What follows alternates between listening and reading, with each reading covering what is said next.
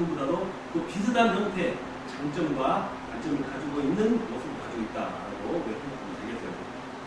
자, 하지만 내담자의 생각이나 느낌 등이 무엇이었는가 궁금하여 묻기는 해야겠으나 내담자가 강요받는다는 느낌을 주의하지 않을 때 흔히 사용하는 방식이다라고 어떤 한번 정리가 생각했겠죠. 자, 통상 간접 질문의 종결 의미로는 자, 궁금하군요. 왜 그랬을까?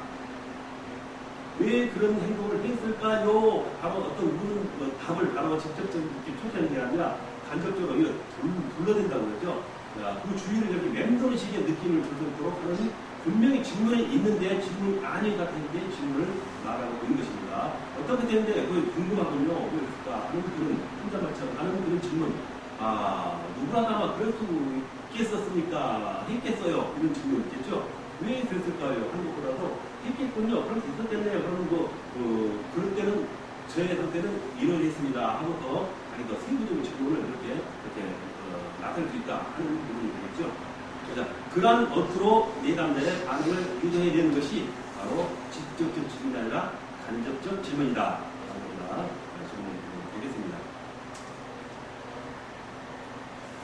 자, 간접적 질문은 내담자가 사회적 규범, 진단 또는 인간관계에는 압력이나 체면 등의 이유로 진실한 답변을 회피하거나 거절할 경우 또는 거짓말을 하게 될 가능성이 있는 경우에 정확한 답변을 얻기 위해서 사용되는 방법이기도 하다.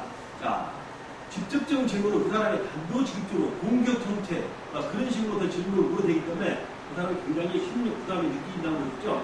그래서 차칫 자기가 직접 해야 할 답변을 회피해버리거나 차칫 거짓 진술을 해버리거나 아니면 답을 안 해보고 거절해버리는 것이죠. 부담 때문에. 자, 그렇기 때문에 그런 것을 피하기 위해서 바로 그런 것을 회피하기 위해서는 이렇게 간접적 질문이 훨씬 효율적인 방법이 되긴 하다라는 말씀이 되겠습니다.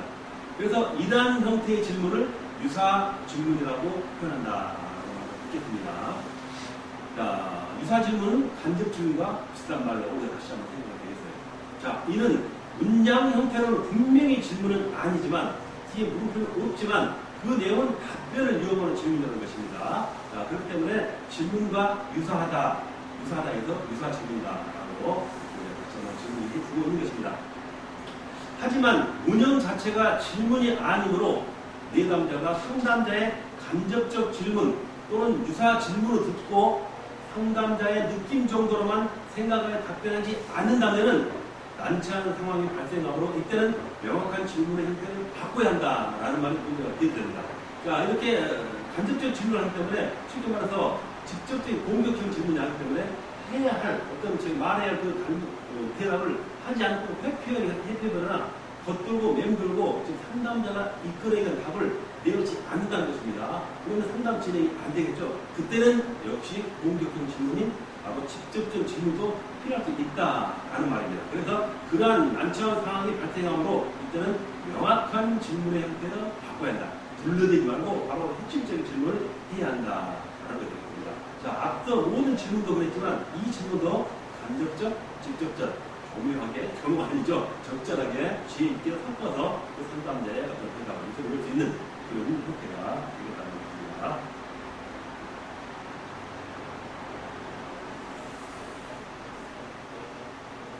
자, 완전 질문과 불완전 질문. 질문 참 많죠. 지금 몇 가지 했습니까? 자, 불완전, 완전, 직접, 간접, 폐쇄형, 불완전, 미래, 과거, 현재.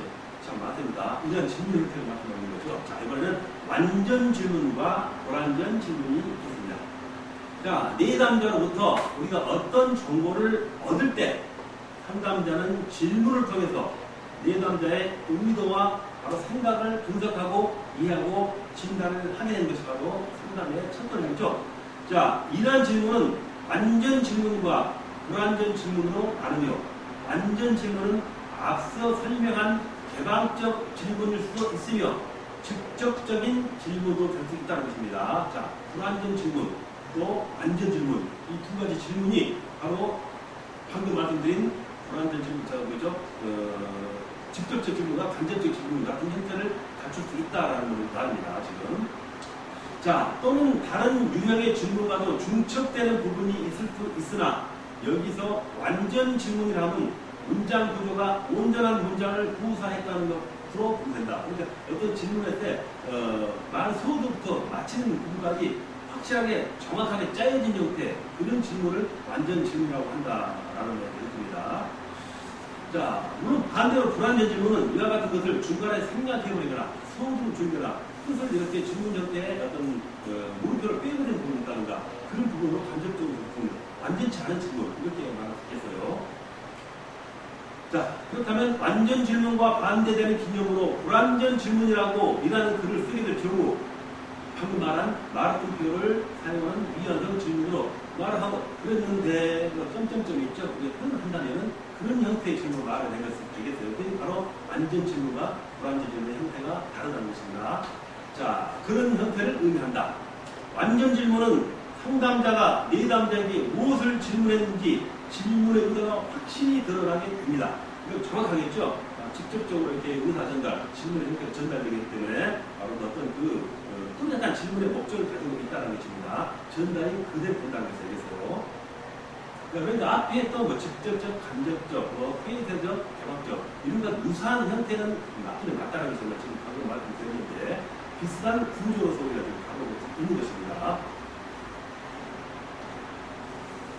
자, 또한 내담자도 질문의 형태를 분명히 이해할 수 있기 때문에 좋은 질문의 형태라고 볼 수 있습니다. 이 완전 질문이.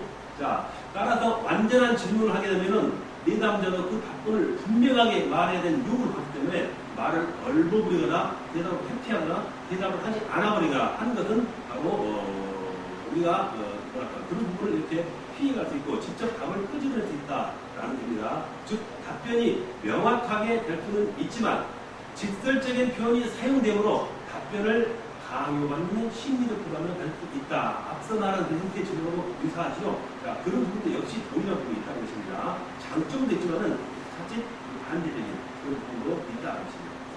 자, 다음으로 불완전 질문은 문장 앞부분을 사용하여 전체적 문장이 아니라 문장의 앞부분만을 사용해서 미완성 문장으로 질문의 의도를 드러내는 경우를 말한다라는 게 있어요. 그래서 불완전 질문을 받는 내담자의 입장에서 볼 때 상담자가 질문을 하는 것인지 아닌지 확실히는 알 수 없지만 그런 없는 혼자말로 들린다는 것입니다. 혼자말 비슷한 혼자말로 하는 그런 형식의 어떤 질문으로 받아들이는 형식이다라고 말하고 있어요. 따라서 이 질문입니다. 자, 불완전 질문. 이 질문에는 답변에 대한 심리적 부담을 덜 가지게 하지만 혼자말과 비슷한 형태의 질문이므로 내담자가 생각할 때 질문인지 아닌지 혹은 분명한 문장이 아니므로 이걸 내가 생략된 문장이기 때문에 답을 해야 되는지 말아야 될지 이런 애매모호한 그런 판단을 갈 수 있다라는 오해를 할 수 있다라는 부분이 바로 이런 바로 불완전 질문을 가지고 있는 문제점이 되기도 하겠어요. 자, 이를테면은 상담자가 내담자에서 가족들은 하고 점점점 했어요.